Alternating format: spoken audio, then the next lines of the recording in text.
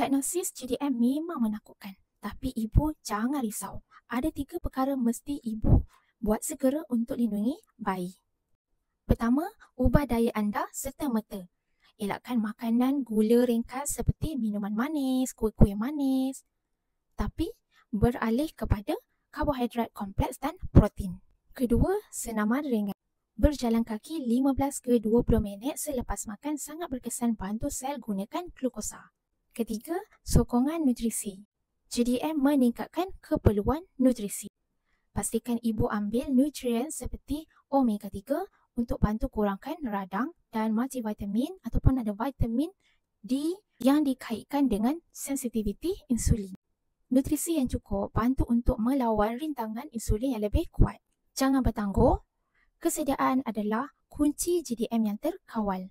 Klik link di bio untuk set nutrisi sokongan GDM yang lengkap dan selamat untuk kehamilan.